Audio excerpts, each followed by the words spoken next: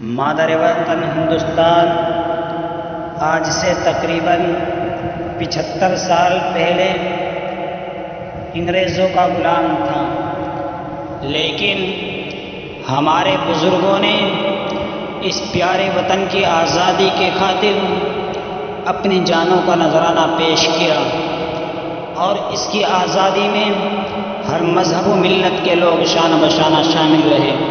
تو ہمارے لیے ضروری ہے کہ ان تقریبات یعنی 15 اگست اور 26 جنوری کے موقع پر ہم اپنے ان بزرگوں اور مہاپرشوں کو ضرور یاد کیا کریں جنہوں نے اس پیارے وطن کے خاطر اپنی جانوں کا نذرانہ پیش کیا ہے، کیونکہ جو قوم اپنے ماضی کو بھول کر مستقبل کا سفر طے کرتی ہے وہ کبھی منزل مقصود پر نہیں پہنچتی بلکہ بھٹک جاتی ہے۔ ہندوستان کی تاریخ کے اندر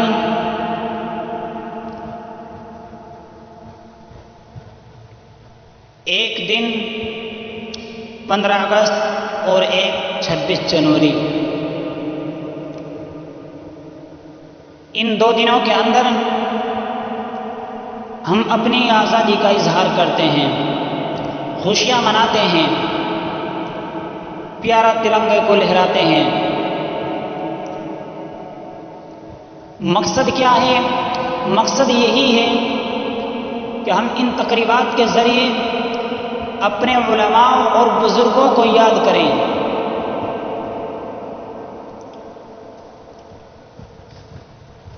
کیونکہ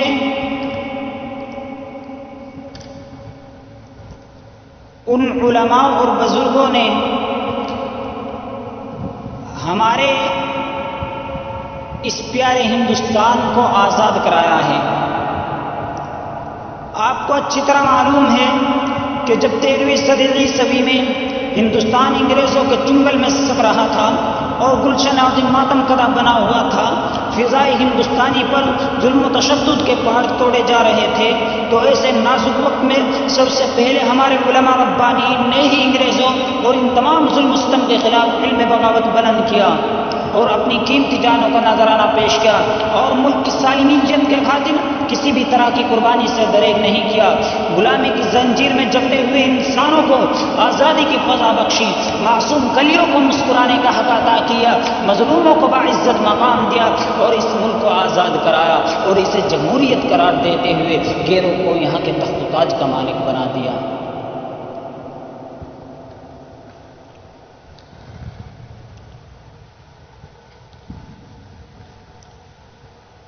دوستو، آپ حضرات کو تاریخ بھی یاد ہوگی کہ انگریزوں کی ظلم و زیادتی جب حد سے آگے بڑھی اور انہوں نے اسلامی قلعے کو مسمار کر کے اس پر تجسیسی عقیدے کی بنیاد رکھنا چاہا، تو سب سے پہلے حضرت شاہ عبد العظیم صاحب علیہ الرحمہ میدان جہاد میں بے جھجک کود پڑے اور افضل الجہاد کلمۃ الحق عند سلطان جائر کے جذبہ پیکرا سے سرشار ہو کر ہندوستان کے دارالحرب ہونے کا فتویٰ دیا اور انگریزوں کے خلاف محاذ جنگ قائم کیا اور اس بات کا طے کر لیا تھا کہ غلامی کی زنجیر کے ٹکڑے ٹکڑے کر کے ہی دم لیں گے، جس کے نتیجے میں مسلمانوں کو مصائب و مشکلات کے نہ جانے کن مراحل و دشوار گزار گھاٹیوں اور وادی سے گزرنا پڑا۔ وہ تاریخ کا ایک المناک باب ہے۔ وہ ٹیپو سلطان ہی کی ذات تھی جس نے کہہ کر کے گیدڑ کی 100 برس کی زندگی سے شیر کے ایک دن کی زندگی بہتر ہے، لوگوں کی رگم مردہ میں آزادی کی برقی لہر دوڑا دی تھی اور خود بھی انگریزوں کے خلاف برسر پیکار رہے، یہاں تک کہ میسور کی دھرتی پر خون کا آخری قطرہ بھی آزادی کی خاطر بہا کر شہید ہو گیا۔ اگر یہ مسلم قائدین کا قافلہ غلامی ہندوستان کے لیے پرپیچ اور بھیانک جنگل میں آزادی کی شاہراہ بنانے کی غرض سے سرگرم سفر نہ ہوتا تو یہ تنگ نظر احسان فراموش غدار جو ہم سے آج وفاداری کی سند مانگتے ہیں، یہ کبھی اس ملک کو، یہ فرقہ پرست کبھی اس ملک کو آزاد نہیں کرا سکتے تھے۔ ارے آپ بتائیے، کیا مسلمانوں نے جنگ آزادی اسی لیے لڑی تھی کہ وہ صاحب اقتدار ہو جائے؟ کیا مسلمانوں نے اپنا خون اس لیے بہا تھا کہ وہ حکومت کرے؟ کیا مسلمانوں نے اپنے جسم پر زخم اس لیے کھائے تھے وہ حاکم بنے؟ نہیں نہیں، ہرگز نہیں، بلکہ اسلام کو برقرار رکھنے کے لیے، دین کو برقرار رکھنے کے لیے، ایمان کو برقرار رکھنے کے لیے، توحید و انسانیت کو برقرار رکھنے کے لیے، ہندوستانیوں کو غلامی کی زنجیروں سے آزاد کرانے کے لیے کسی نے لڑی تھی؟ ہندوستان میں امن و صلح کو باقی رکھنے کے لیے۔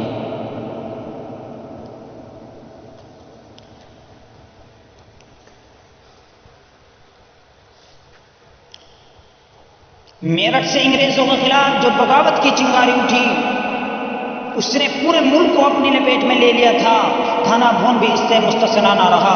ان دنوں تھانہ بھون کو پورے علاقے میں ایک نمایاں مرکز حیثیت حاصل تھی، بڑا خوشحال قصبہ تھا۔ انگریزوں نے یہاں ایک فوجی بھرتی سینٹر بھی قائم کر رکھا تھا۔ یہی وجہ ہے کہ اس قصبے کے اکثر نوجوان انگریز فوج میں بھرتی تھے۔ 35,000 کی آبادی میں سے 7,000 فوج میں تھے، ان میں سے اکثر میرٹھ میں تعینات تھے۔ لیکن ان تمام مسلمان فوجیوں نے اپنی ملازمتیں چھوڑ کر یا تو دہلی کا رخ کیا یا اپنے اپنے گھروں کو لوٹ گئے، اور ایسے ہی کچھ فوجی جوان جب تھانہ بھون واپس آئے تو انہوں نے انگریزوں کے خلاف ماحول بنانا شروع کر دیا۔ تو اس دوران یہ واقعہ پیش آیا کہ تھانہ بھون کے ایک مشہور رئیس قاضی عبدالرحیم ہاتھی خریدنے کے لیے سہارنپور تشریف لے گئے۔ اس وقت ہاتھی ایک بڑی فوج جنگی طاقت کی شکل میں دیکھا جاتا تھا۔ انگریزوں کو بتلایا گیا کہ قاضی صاحب بغاوت کے لیے ہاتھی خرید رہے ہیں۔ انگریزوں نے قاضی صاحب کو گرفتار کر کے پھانسی کے پھندے پر لٹکا دیا۔ قاضی عبدالرحیم کو پھانسی دے جانے کی خبر جنگل کی آگ کی طرح تھانہ بھون و اطراف میں پھیل گئی۔ قاضی عبدالرحیم کے بھائی قاضی عنایت علی کے ہاں صف ماتم بچھ گئی۔ خاندان کے لوگ آگ ببولا ہو گئے اور انہوں نے انگریزوں کو سبق سکھا لینے کی ٹھان لی۔ پورے علاقے میں جہاد کے نعرے بلند ہونے لگے، مگر علماء حق بھی ان واقعات سے بیگانہ نہ تھے، بلکہ ان کے دلوں میں تو انگریزوں کے خلاف پہلے سے لہو پک رہا تھا۔ وہ تو صرف موقع کے منتظر تھے۔ چنانچہ تھانہ بھون میں علماء کا ایک مشاورتی اجتماع ہوتا ہے، جس میں اس صورتحال پر غور کرنے کے لیے جھنجھانا، کرانا، کاندھلا، شاملی، سہارنپور، مظفر نگر اور میرٹھ تک سے علماء کو بلایا گیا اور اس صورتحال پر غور کیا گیا۔ ہر شخص انگریزوں کو مارنے پر آمادہ نظر آتا تھا، لیکن نہ ان کے پاس کوئی تنظیم تھی، نہ مناسب مقدار میں اسلحہ تھا، اس لیے وہ انگریزوں کی منظم طاقت کے سامنے پوری طرح ثابت قدم نہ رہ سکے۔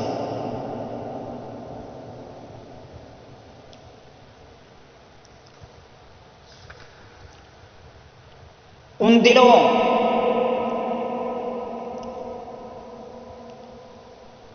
ضلع مظفر نگر کا قصبہ شاملی تھا۔ ان دنوں انگریز نے فوجی چھاونی بنا رکھی تھی شاملی کے اندر، اور وہاں کمپنی کی حکومت کا خزانہ بھی تھا۔ انگریزوں کو خوف ہوا کہ کہیں یہ مجاہدین کی جماعت خزانہ نہ لوٹ لے، اس لیے شاملی کے اطراف سے انگریزی فوجی لشکر شاملی پہنچنے لگے۔ ایسے ہی ایک فوجی لشکر سہارنپور سے شاملی کے لیے روانہ ہوتا ہے۔ خبر آئی کہ فوجی لشکر کے ساتھ توپ خانہ بھی ہے۔ خبر سے تشویش پیدا ہو گئی، کیونکہ مجاہدین کے پاس صرف تلواریں اور بندوقیں تھیں، ایسا کوئی اسلحہ نہ تھا جس سے توپ خانوں کا مقابلہ کیا جا سکے۔ مگر مجاہدین نے ہمت نہ ہاری۔ جو سڑک سہارنپور سے تھانہ بھون کو ہوتے ہوئے شاملی کی طرف جاتی ہے، اس کے کنارے ایک باغ تھا۔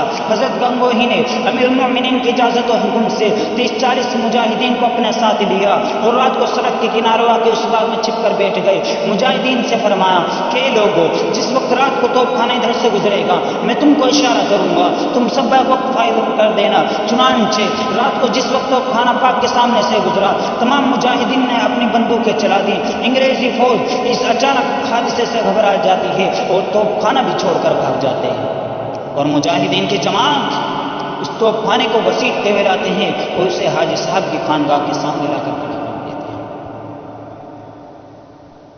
اس واقعے سے حوصلہ پا کر مجاہدین نے شاملی کی طرف پیش قدمی شروع کر دی۔ مقصد یہ تھا کہ شاملی سے فوجی چھاونی ختم کر دی جائے اور اس علاقوں کو بھی تھانہ بھون کی عملداری میں شامل کر لیا جائے۔ اس نے اتفاق سے ان دنوں وہاں سہارنپور کا کلکٹر اسپنگی بھی آیا ہوا تھا۔ یہ وہی شخص ہے جس نے قاضی عبدالرحیم کو پھانسی کے پھندے پر لٹکایا تھا۔ مجاہدین نے علماء کی قیادت میں شاملی کی تحصیل پر زبردست حملے کیے، فوجی ٹھکانوں پر چھاپے مارے۔ اس وقت اس فوج میں حضرت حاجی امداد اللہ مہاجر مکی اور حضرت مولانا قاسم نانوتوی नानोतवी, हज़रत मौलाना रशीद अहमद गंगोही, हज़रत हाफिज़ ज़ामिन शहीद रहमतुल्लाहि अलैह और हज़रत मौलाना मजहर नानोतवी और हज़रत मौलाना मुनीर अहमद नानोतवी रहमतुल्लाहि अलैह जैसे अकाबिर उलमा मौजूद थे। अंग्रेज़ी फ़ौज इन पे दर पे हमलों से पसपा होकर तहसीन की इमारत में किलाबंद हो गई। सदर दरवाज़ा बंद कर लिया गया और दुश्मनान हिंदुस्तान ने दीवारों में सोराख करके मुजाहिदीन पर गोलियां बरसाने लगा। 2 दिन तक मुसलमान मुजाहिदीन तहसीन के इमारत के चारों तरफ फैले रहे और अंग्रेज गोलियां बरसाता रहा। मुजाहिदीन को काफ़ी जानी नुकसान उठाना पड़ा। तीसरे रोज हजरत हाफिज़ ज़ामिन शहीद रहमतुल्लाहि अलैह ने किसी तरह तहसील का मजबूत दरवाज़ा तोड़ डाला। मुजाहिदीन की जमात अंदर घुस गई। आमने सामने की जंग होती है, सैकड़ों अंग्रेज मारे गए। बहुत से मुजाहिदीन ने भी जान शहादत नौश किया। अंग्रेज़ों की तादाद ज़्यादा थी, उनके पास असलहा भी ज़्यादा था, इसलिए वो लगातार गोलियां बरसाते रहे। अचानक एक गोली हजरत हाफिज़ ज़ामिन शहीद रहमतुल्लाहि अलैह की नाक के नीचे लगी। आप ज़मीन पर गिर गए। हज़रत मौलाना रशीद अहमद गंगोही उनको उठाकर करीब की मस्जिद में ले गए। आप जानों पर अपना सर रखा, अपने जानों पर उनका सर रखा। इसी हालत में वो अपने रब हकीकी से जा मिले। फिर इसके बाद एक गोली हज़रत मौलाना कासिम नानोतवी के सर में भी लगी। आप ज़मीन पर बैठते चले गए। समझा गया कि गोली सर को चीरती हुई बाहर निकल गई। तमाम कपड़े खून में तरबतर हो गए।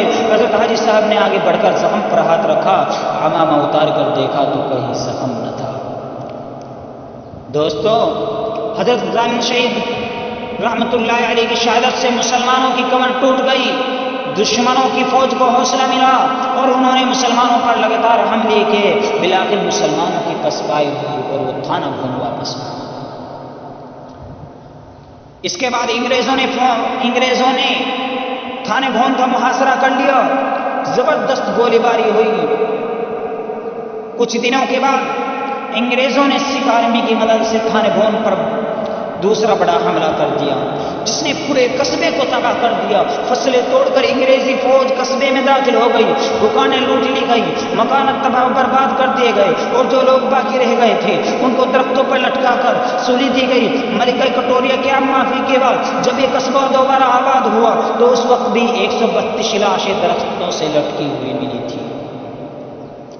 तो हजरत हाजी साहब मक्का मुकर्रमा की तरफ हिजरत करे और मौलाना कासिम नानोतवी रहमतुल्लाहि अलैह कहीं वो पोश हो गए और हजरत मौलाना रशीद अहमद गंगोही को मुजफ्फरनगर की जेल में कैद कर दिया।